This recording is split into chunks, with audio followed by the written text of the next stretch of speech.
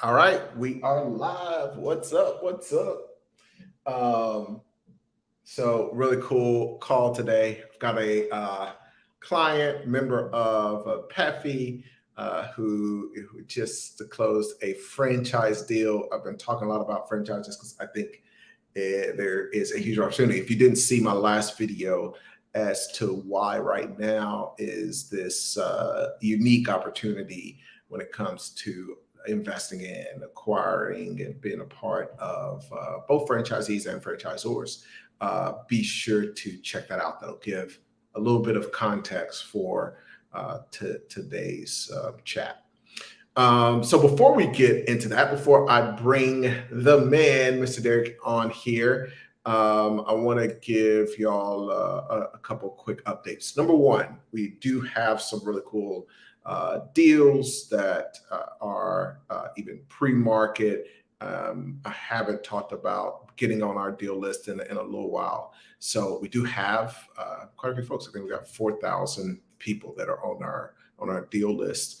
And they get first dibs. So we kind of have a couple different things. Obviously, I have my clients that I work with regularly.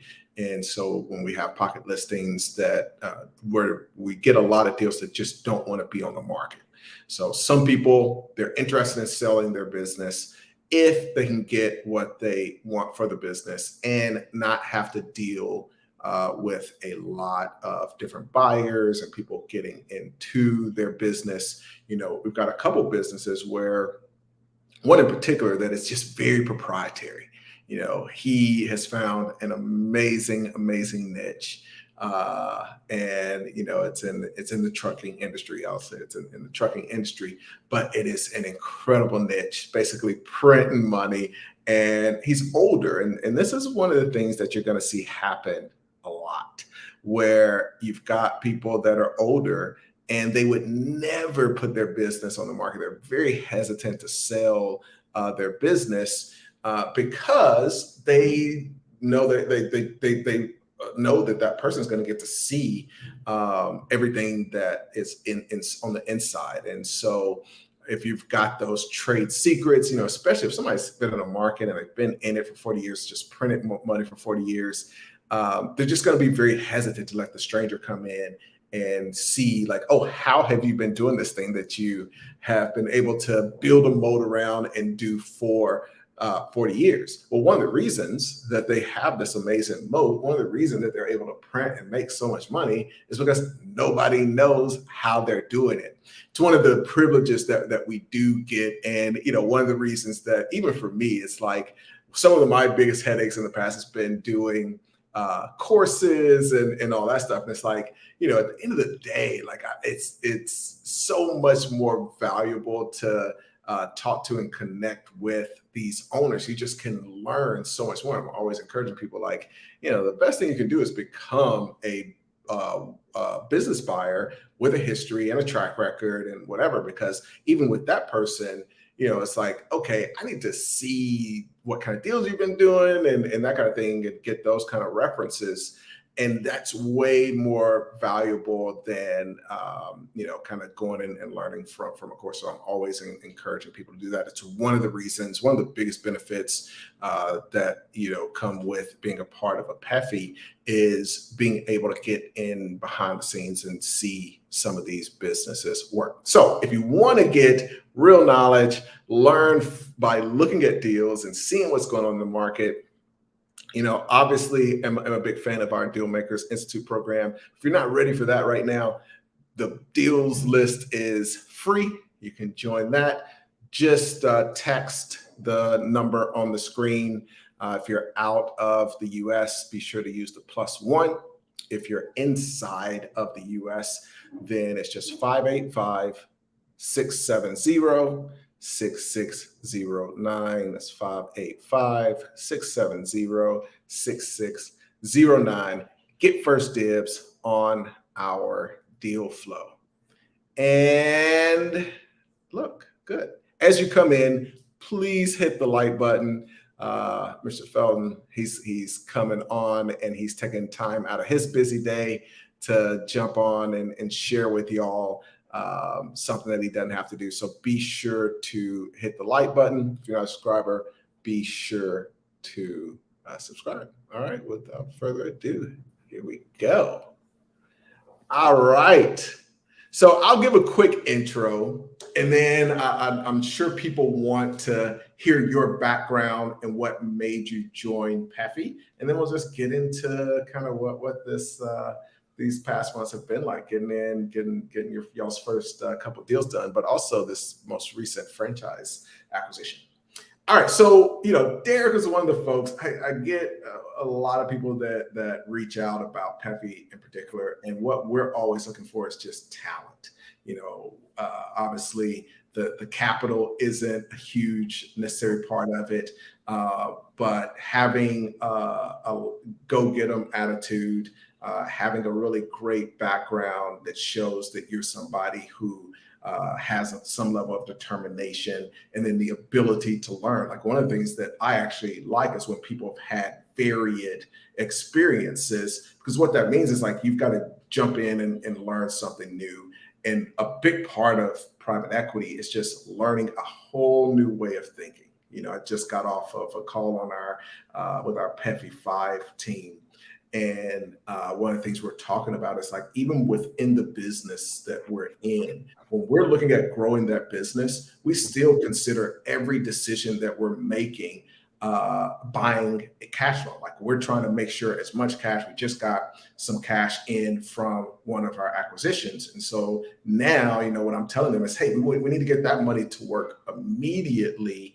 And we don't want to get it to work immediately in something that is not going to give, that's basically just not acquiring a piece of cash flow.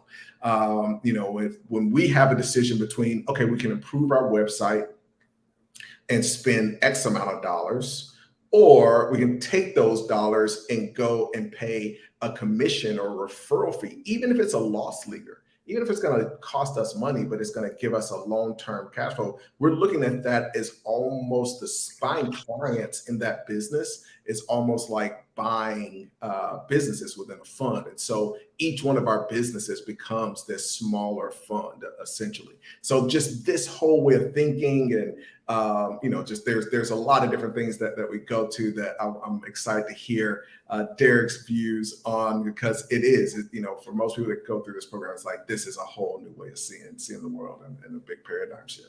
So Derek, let's start with your background, and then we'll get into the program and all that good stuff. Yeah. Thanks a lot, Ace. I really appreciate you having me on, and I'm happy to talk a little bit about my background. So I grew up in Chicago. So it's my hometown where I'm from, and have been an athlete my whole life, go all the way through college, student athlete.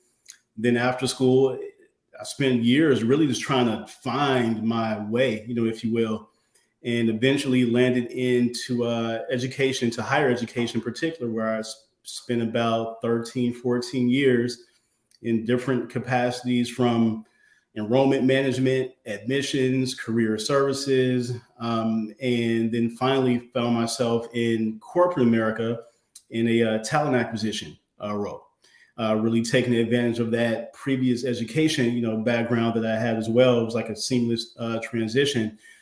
And so that's a little bit of my background. I'm leaving on a big part. So during the course of that 13, 14 years, I did a lot of speaking in schools, universities, high schools, middle schools, doing inspirational as well as educational presentations, and not only for the students, but also for the educators as well. So I did like a lot of in-service programs about how to connect, with your students, and did that for about 13 years or so. Wrote a couple of books, around that student leadership and motivational topics and that sort of thing, and really had a lot of passion for that. But it got to a place where, although that was fulfilling, there was definitely some blind spots in terms of how to understand and run a business, and kind of transitioned out of that, a few years ago. And around the time I was transitioning out of that, it was really when I discovered you, and I first learned about the ACE Formula book. So got that, read that, and and that raised more questions for me. I was like, okay, well, man, how do I really like do this, man? So found like, got your on YouTube, subscribe to that, and was like just really soaking up every single video you had, sometimes watching them 2-3 times, going back and reviewing them and sharing them with people. And I remember, you had started I guess it was DMI and some other things I was interested in. And, finally, though, last year, the timing was right, with PEFI. You and I have spoke a couple times about PEFI, and you alleviated some of the fears that I had, around jumping into this space, being someone without a finance background who frankly had made a lot of mistakes, with like money and things and trying to figure things out and in business. And I knew that this was something that if I brought the right attitude and I came, open-minded with an open heart, that I could learn from you and from the other people, on the team with me. And that has definitely been the case over the last year. So let's, before we even get into the program, I am curious, because it's a little bit of a transition from thinking, all right, I'm going to go out and buy a business. So really, you had the option between, do I want to go down the deal makers path with Deal Makers Institute and, learn how to go and acquire my first business, or do I want to kind of go on this PEFI journey, partner with, 4 other folks that, are also a part of the general partnership of the fund, and understand kind of this whole other world of managing funds in general, but also private equity specifically. So what was that decision making like, and what made you land on the side of PEFI? Yeah, so I think what also kind of drew me to it was it seemed like it was a bit more, there were some complexities in there that, although it could be intimidating, I felt like it was very important for me to know. And for the last couple of years, there's been all this talk about like a recession and what's going on like in the economy. And I felt like this would be the perfect opportunity for me to begin to position myself and my family to really understand, how this works, how this world, works. And frankly, just doing the DMI program, although I know it's wonderful. I know people who are in it right now. One of my partners is in it, right now. But I also felt like this is the next level, up, and I'm going for that. And yeah, and then when you and I jumped, me and Andrew, I think we jumped on the call like one day, and I had a bunch of questions, and you were just answering those questions. I'm like, oh man, I have got to get into this program.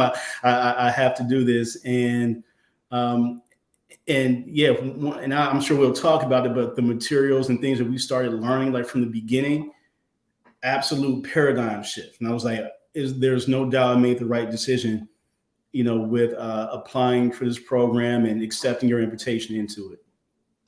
Yeah, it's one of the more difficult things about PEFI. Now we kind of have transitioned into an investment fund incubator.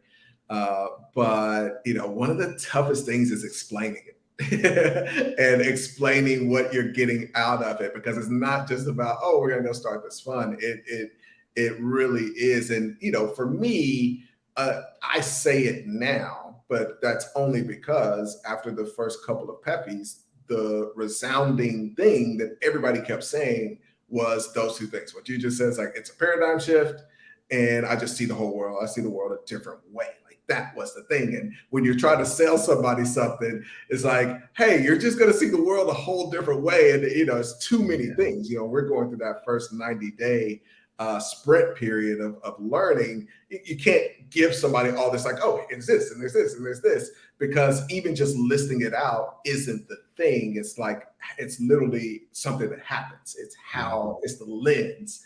But as much as you can, I'd love to get maybe a couple of those paradigm shifts that happened during that 90-day sprint period. Yeah, well, one of the kind of insecurities I think I came into the program with was the fact that like I don't have an Ivy League background, or I didn't work on Wall Street, and that sort of thing, right? I wasn't on the Chicago Board of Exchange, like all these sorts of things that we associate with finance. I hadn't had that exposure. And so I was a little bit intimidated, by that. But when I got in there, especially when we started reading the Rickles material, and I learned about his background, like where he came from and all the things he had to overcome, I started seeing myself in him.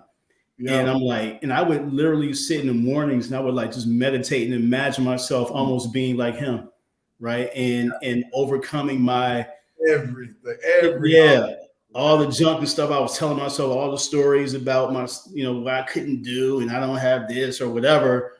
But it's like, whoa, you got a lot more resources than you think you have, and you have a lot more ability maybe than you realize. But now you got to believe in you and really start taking that step forward. So that was really the first like shift for me, is reading his material and going through his like notes and the stories about the deals they had done and why he was doing things a certain way. I was like, oh my goodness. I think that is, it's like, between that and some of the initial KKR case studies, you get this whole different view of business, right. Which is beautiful. Yeah. Anything else that stood out during that period? Yeah, so the Rickles material for one, you mentioned the KKR material, Steve Schwartzman books, the Dean Hormozy readings, like all the education, all the readings, and we would have these discussions, right? And then when we started digging into some case studies and past deals that have been done by, Bain and KKR and Blackstone and everyone else, and when we saw how they were putting the deals together, and how they already had a plan for exit before the end of the deal. And that sort of thing was like, oh, wow, okay, you don't just acquire a business with like no plan for how to get out of it, right? Like you enter already kind of knowing what your exit strategy will be, maybe when it'll be, and who your potential buyers are already. So, and then another shift was being kind of industry agnostic and not really worrying about like, oh, this has to be in the education space, or it needs to be in childhood, childcare, or it has to be in the automotive or this or that. Like kind of getting those things out of my head were big shifts for me, and saw that, there's opportunity everywhere. And if you open your mind up to that, you can potentially position yourself to take advantage of some of that. So those were, I would say, were a couple of big things. And then when it comes to like making offers and things on deals, is like, well, you want to make offers as easy for that seller to say yes to, right? Like you want to make yourself like the no-brainer choice, because I'm sure it's competition, other people that want that asset, but how do we, position ourselves like to stand out? So those were, I would say, some of the early shifts that I had like in the beginning that really, really like kind of started putting us on a different, path. Yeah, two things to kind of iron out there, which I think are really valuable. The one is what you just said for folks. One of the things when you're in a private equity fund is the ability, the skill set isn't trying to get the asset for as little as possible. When you're dealing with especially for larger funds, if you're dealing with $1 billion deal, you're not the only person bidding. And you've got some other very smart people that are bidding, and people with deep pockets, just as deep as yours. And so if your only skill set is, oh, I'm going to try to get the best, try to lower the deal, lower the price, if that's your skill set, which a lot of deal makers, they think that that's the skill set. They think that, oh, I'm going to try to negotiate this to be the lowest price possible. Right. Now, what I like to do is I want to go to the market. One of the reasons that we're doing franchising and that kind of thing, I want to go to the market where the deals are at the best multiple, which basically means I want to go to the market where there's the best ROI. Mm-hmm. But I'm not trying to just get the lowest price. Once I'm in the market with the best ROI, the skill set then shifts to literally what you just said. And I think a lot of people are missing, that's why I want to pull it out. It's like, literally, how do I pay the most? And what that takes is understanding the deal, being able to see the deal in a unique way, being able to structure the deal in a unique way, being able to, once you get into the deal, create the right strategic partnerships, joint ventures, being able to go into that business and increase the value the best. And that is the skill set. So you literally, the real skill set, a really great private equity fund manager isn't, oh, how do I pay the least for this? The best private equity fund manager is like, oh, like I'm gonna beat everybody's offer because I know how to triple, quadruple the value on this thing, and all they know how to do is double it. Absolutely. And so that's one of those, I wanted to kind of tease that out because that is, it's just so many things, but that is a big one. But then knowing how to do that, as we go through deals is really crucial. The other part, one of the other things is, when you're talking about going into the deal and from the very beginning, looking at where we're going to exit and how we're going to exit. And I think that there's a bigger thing there as well, which is, I'm a big fan of understanding and managing and running your business like you're managing fund, whether you are or not, because it's around wealth creation. Like, it is the one business that is just built with wealth creation in mind. And so most people are running around, they're doing a bunch of things, they're learning a bunch of random skill sets, they're trying to understand how to do Facebook marketing, and they're trying to understand how to do SEO and maximizing all of these random things, become a better leader, become a better manager, blah, blah, blah. And one reason I like fund manager, because it starts with, how do I create wealth? And what that means is, when I start this fund, I'm trying, every deal I do, I'm trying to extract the most wealth from this. Now, I've talked about it before, but one of the things that most people don't know is that in the 1900s, the private equity was referred to as corporate raiders, because they would go in and basically try to figure out how do we extract the wealth. They've done an amazing job at rebranding to private equity, but the concept is still the same. So when we're looking at a deal, is how are we going to pull out as much cash during the ownership, and then how we're going to pull out as much cash at the end in value. And sometimes, I say cash, but sometimes that's not literal cash. Sometimes that's notes that you can sell at a higher amount. And so there are all these different pieces, but the real concept is, how do I generate the most wealth out of this? And it's how everybody really should be thinking about their business, but don't. So wanted to tease those two, because you talked about it, but I think most people will hear what you said and not understand what I know is going on in your head, but behind that. Yeah. So I would say, as a follow-up to that, one of the most effective things you had us do was an exercise about what are all the potential assets within a business. Right. Mm-hmm. You have to work that out. And then when you start going through it, and you whoa, okay, most of the time you're just thinking about, the sales you get, right? As and that's, most folks is kind of limited to that. Oh, here are my sales. But there are other assets and things within a business that, you just never really consider. And so when we did that exercise, I just laid it out, and you saw, whoa, there's 20 different potential assets within this one, thing that is wow, okay, there's much more that we can do here.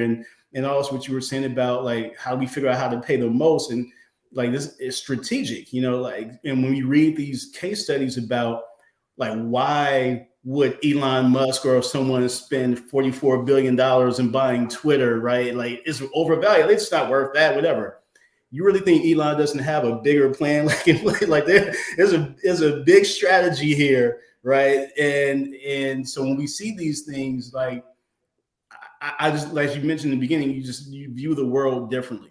Now I don't read the news and things the same way, or because I'm okay, I know there's more to that, behind that. So I would say that has really, again, just shifted, me in a lot of different ways. You're pulling so much out of me, man. Well, one of the benefits of PEFI is that you have so much experience, right? You got 20 plus years doing this. There's stuff in your subconscious that I'm sure if one of us ask a question, you're like, how did you thought about that? And then start coming out. And I'm like, oh, okay, let me write these notes because Ace is on one right now, right? So, what you just said is it's two levels of thinking about it. One is kind of the depth. So when we're going through the exercise and we're looking at what are all the assets within this, and you take one piece of that business and realize, oh, there are 20 different, even at not necessarily assets, but 20 different ways to look at this where this becomes a asset. And then out of those 20, how do we maximize that from the private equity perspective? But one layer is going deep. So it's going deep into that business. The other thing is thinking 4 steps ahead. And so that's what you're talking about with like an Eli, where it's like, oh, I'm not thinking about Twitter. He's thinking 4 levels where it's like, it could be this other tiny thing that comes off and it becomes this big thing that ties in with the solar. But, you just have no idea. But it's with every deal, you're thinking, with 4 steps ahead to where you're going to end up. And even that's too much to even explain here, but you get the idea. You're kind of thinking down deep and then, thinking that the 4 steps ahead. And it's a lot of fun. It's a lot of fun. So speaking of fun, y'all are 2 deals in. We got the first deal done. The internet business, we really cool. Have the very first, I guess, distribution from that deal because y'all are partnered with PEFI 5, and so I just got off of their call, and so y'all are getting we're actually kind of managing the whole thing, so we're taking out our first distributions there, which that's always fun. But on that one, you weren't the lead, and so we're going to talk about the deal that you're a lead on the franchise deal. But just real quick, like, what was that experience, kind of not being the lead but helping out and getting to see that first deal get closed? Yeah, so that was helpful for me, being able to kind of observe the lead on the deal and seeing how he is, kind of assigning tasks and figuring out the opportunities within the business and where we can maximize, the things that we're doing, and how do we build effective teams, and how do we all begin to work together. And then with the things that I contributed to it, it made me think a lot more about, okay, here's how I can truly add some value, like to what we're doing, here. And then take all this stuff, and when it's my turn, then I kind of have an idea of maybe how to move, forward. And so I would say that being, on the team and helping the growth, of this asset, and getting some wins under our belt and things, like, it just feels like really good to know that you made a contribution to this, and not only us as a team, but everyone else involved, in that, company, are also like benefiting, from that, as well, and building new systems and our sales processes and all these things has been something that's extremely valuable for me. And I know that, I'm going to continue to learn, from that, as long as we're, doing this. I think that's one of those other things where you just can't, my goal with this is that it is just an experiential learning opportunity. And so, by the way, be sure, we will get to some of the comments, but be sure to comment, be sure to like for the new folks that are popping in. But one of my goals was that this be an experiential learning opportunity. And part of that experience that you just can't duplicate is being able to get into a business, see $1 million business that's being run, understanding all the different components, and then being able to make those improvements and that kind of thing. I think one of the toughest things, if you look at a entrepreneur, one of the toughest things is they're almost like a sculptor that has no idea what they're sculpting. there's no picture. They don't have a mental picture. They just have no idea. It's like, hey, I'm just about to start sculpting. And they just start taking some stuff and putting together. It's like, okay, but what is it going to be? And for the average entrepreneur, they don't know. They're like, oh, I'm building $1 million business. And so what does that look like? From the inside, what is that? What does that mean? What does that look like? Where are you headed? And it's one thing to just have a number, like literally for most entrepreneurs, they literally that's the only picture of a $1 million business, or, having heard of somebody else that's doing it.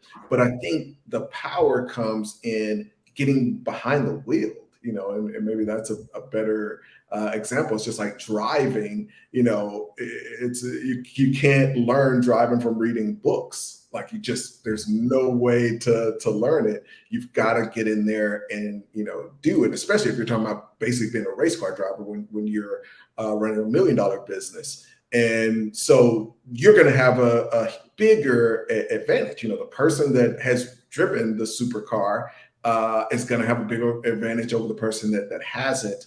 And to get in there behind the wheel and be able to run that business is just hugely powerful. So that's a big part of this process. Yeah. So were you gonna say something, or you want to move to the? No, I was gonna say I agree 100%.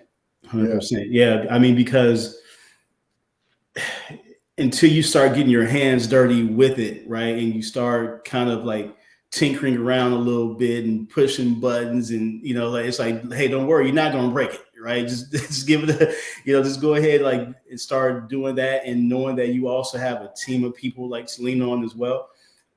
Because I know a lot of times, especially as an entrepreneur, it's I'm out here, I'm grinding, I'm doing it myself, I'm self-made, I'm this and that. We're like, well, okay, no, what about all the other people supporting what you're doing, as well, right? So learning how to leverage other people's talent and their skills and their passions and all that to benefit, your enterprise is something that's extremely valuable. Like, I used to be one of those people who was like, I'm all about like on being like almost like this lone wolf mentality. Like, I'm doing it, myself and on my own, but I can only get so far, doing that. And there's a whole lot more smarter, resourceful people than I am.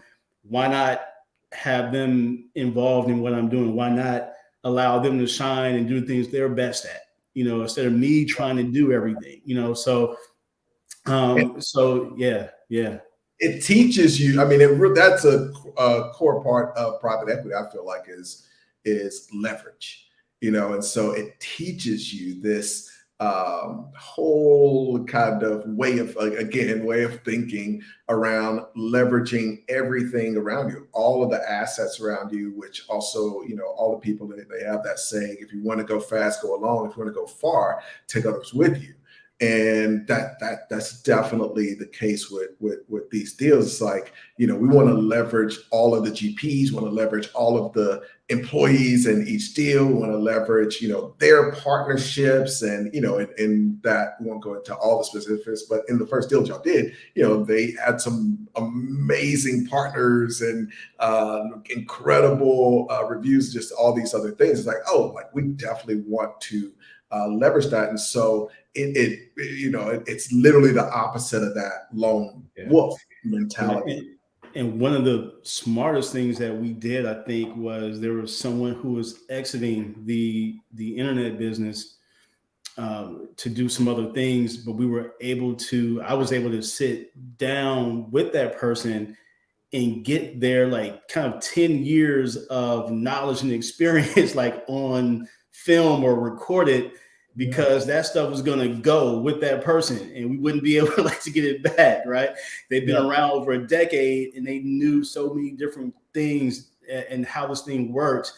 And so that was, I would say, something that was just really like, I'm so glad we did that, because we were able to now have that as part of our library and how we're going to continue to train others, going forward, in this model. So yeah, I think that's just another example, of that.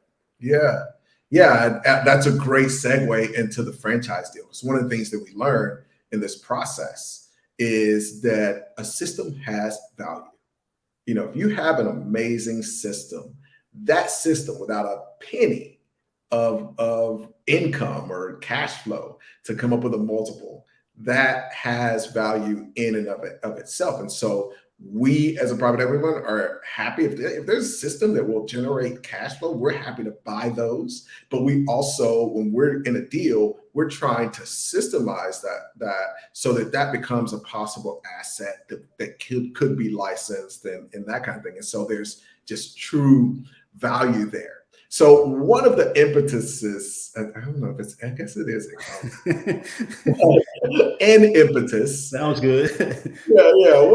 An impetus for this transition from just PEFI into an investment fund incubator was realizing that there's just a ton of opportunity in the franchise space. We started, y'all have closed the deal, we're working on another deal in another fund.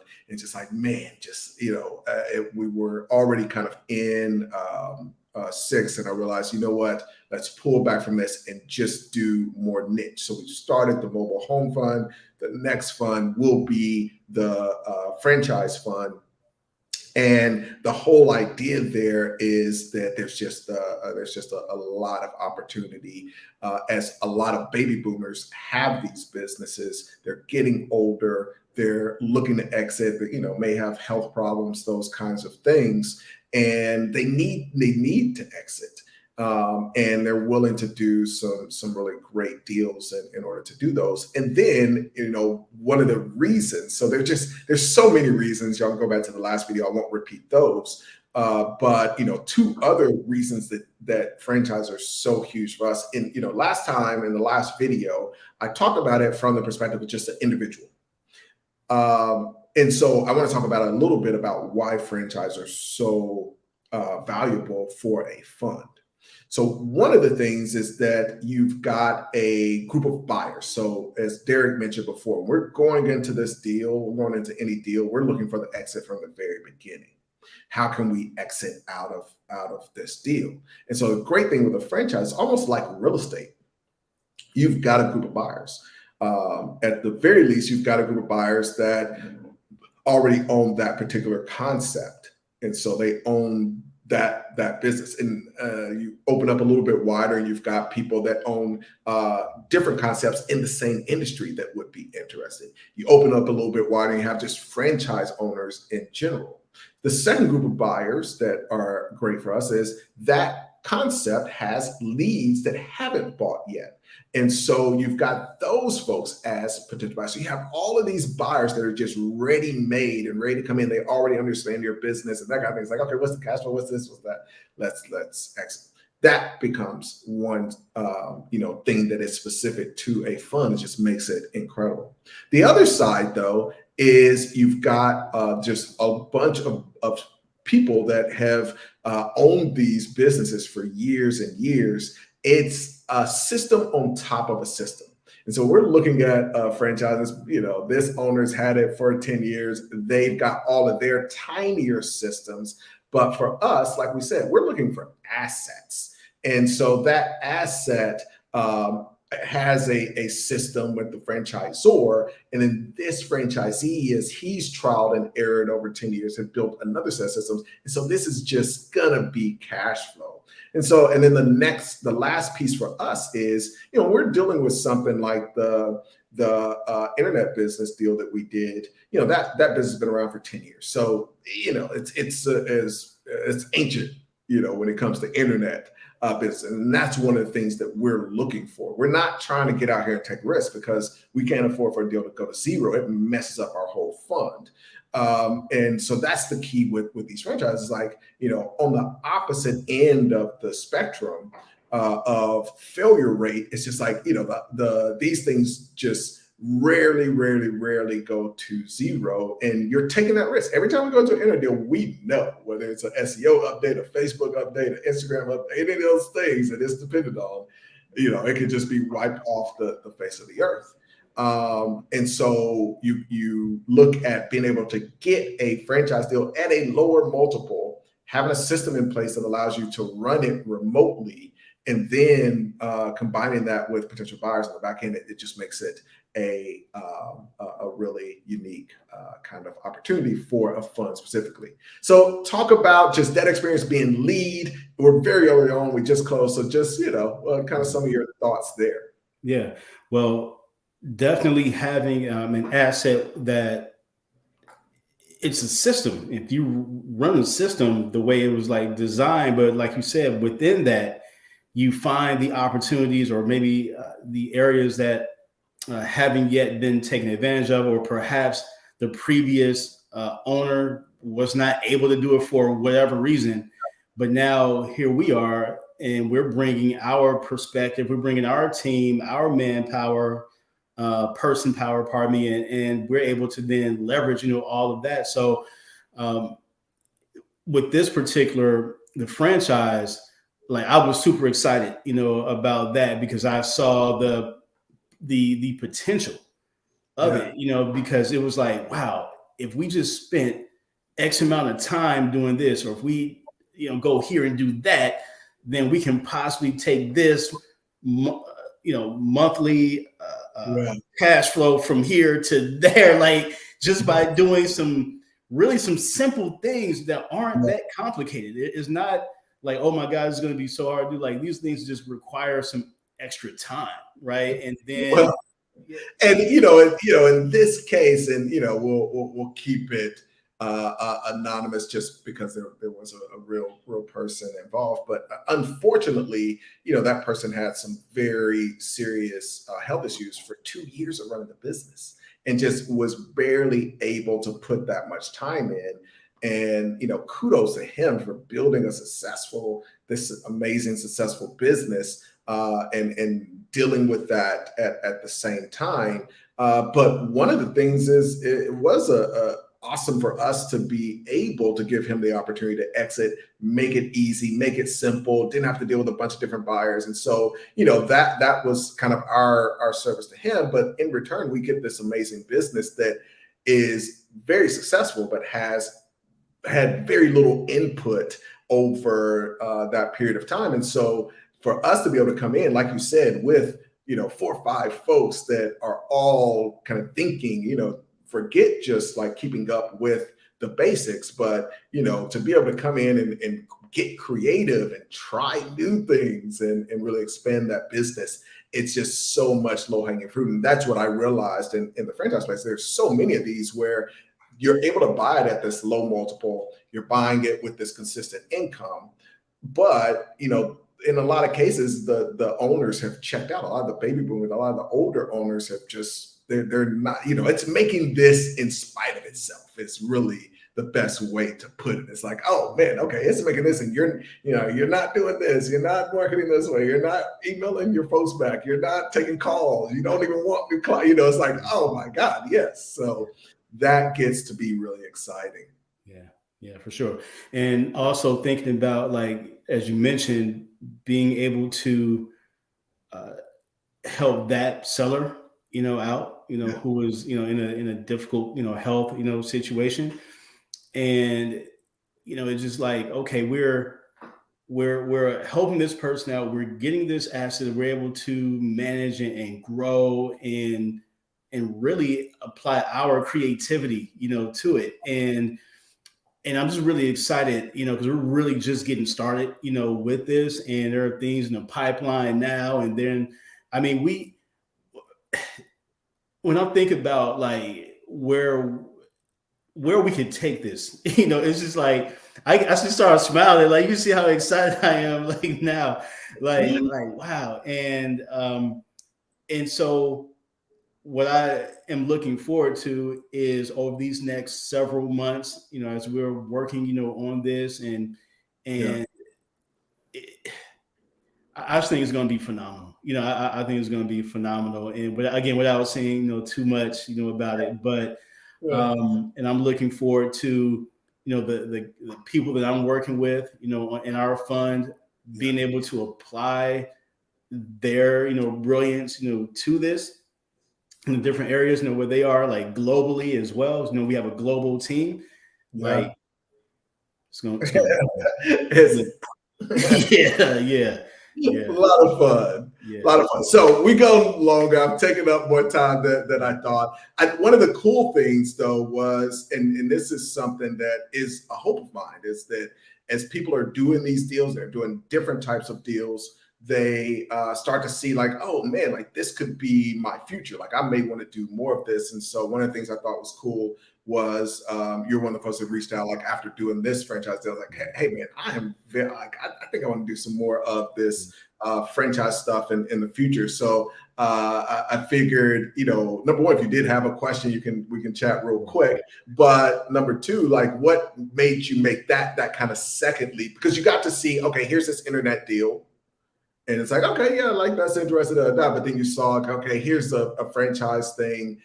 So I think that's interesting for folks. It's just like you looking at behind the scenes on both of those. Yeah. What had you come back and say, hey, just so you know, like I want to do some more of this franchise stuff. I think a lot of times I think a lot of people, when we think about franchises, we're thinking Chick-fil-A, McDonald's, Burger King, right? We're thinking like restaurants and, that sort of thing, right? Mm-hmm. But there are a lot of different franchises and a lot of different industries. And to see like, whoa, this is not even something that I'd ever considered. But then going back to what we talked about before with, okay, within this asset, there are other assets within it. There's other strategic things that we can do to potentially even acquire other assets just from simply like working this. And from the leads that we get in, from that. And so when I saw that, I'm like, oh my goodness, we can take that to like, we can, not only do we have this, and then we can potentially bolt on, some other, acquisitions onto this, as well, that just makes sense. It would be seamless, and seeing the potential to, probably even partner, with some of those folks that we'll be working with, that we'll be servicing. It's like, okay, yeah, let's go ahead and move forward. Let's get this going. So like I said, I mean, this was one of the deals that was in the pipeline that had me literally say, okay, we're not doing any more PEFI. We're kind of going down this path. Yeah. And it wasn't fair to PEFI 6. PEFI 6 is like, oh, maybe this and maybe this and maybe this. It's like, okay, you know what? Yeah. No, I kind of have seen enough. Yeah. I know where we need to dig in for at least that. And another thing about a franchise, you figure the franchisor has spent years and probably millions of dollars working and perfecting this system, before they rolled it out. So you have all of this back testing that's been done that we didn't have to do. We didn't have to spend years doing it, and we didn't have to pay for that. Yeah. We're simply plugging in and saying, all right, right now you got 10 watts, we're going to take this up to 60, so, I mean, it was just like, to me, it just made a lot of sense. It was a no-brainer.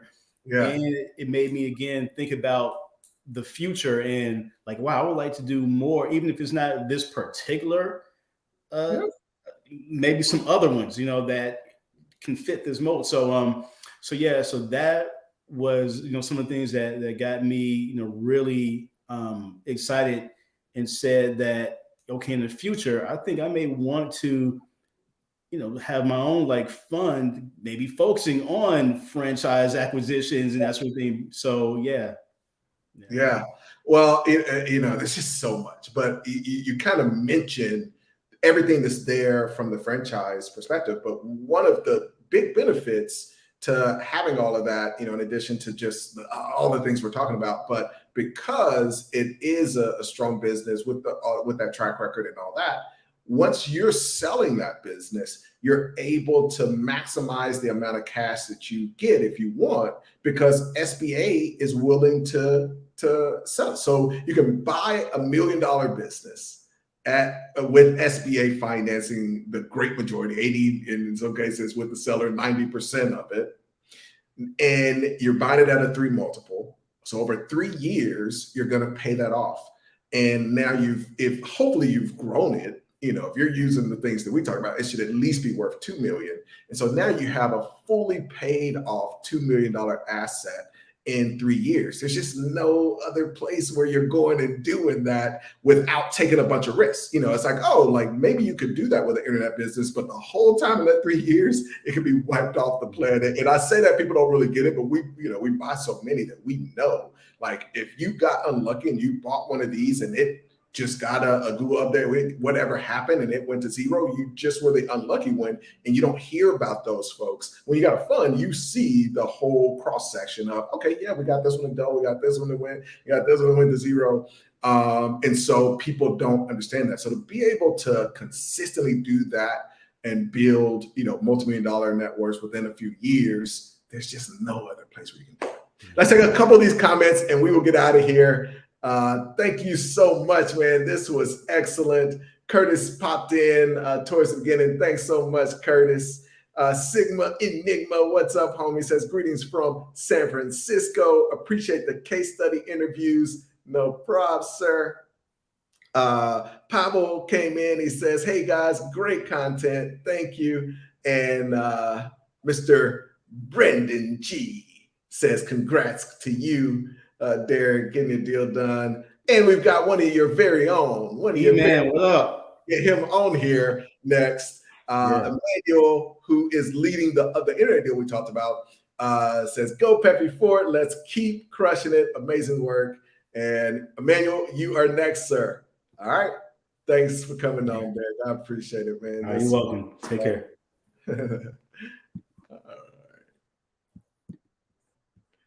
All right. Thank y'all so much. Be sure to like the video. Hit me at the number on the screen, 585-670-6609, if you're interested in getting our deal list. Hopefully, y'all got some value out of this. And if you haven't already, like, subscribe, talk to y'all soon.